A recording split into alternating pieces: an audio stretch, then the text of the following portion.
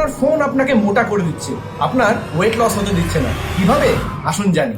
আপনি যখনই সোশ্যাল মিডিয়াতে যাচ্ছেন এবং কোনো ফুডের ভিডিও দেখছেন, তখন সেই ফুডের ভিডিও বা ছবি আপনার সাবকনসিয়াস মাইন্ডে সারাদিন চলতে থাকছে এবং ফ্রি টাইমে আপনি এটা ভাবতে থাকছেন যে ওই যে নতুন দোকানটা খুলেছে না, ওই দোকানের বার্গারটা নাকি শুনেছি খুব ভালো, ওইটা একদিন ট্রাই করতে হবে, বা ওই বিরিয়ানির দোকানের বিরিয়ানিটা একদিন খেতেই হবে।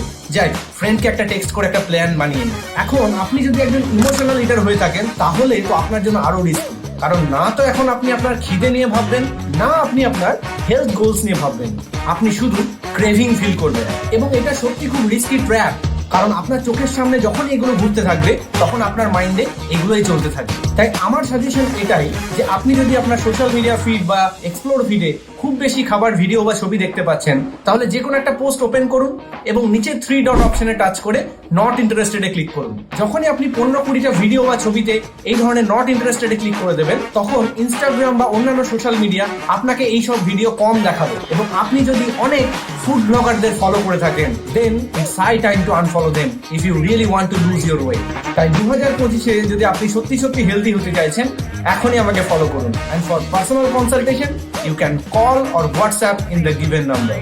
So stay healthier and happier.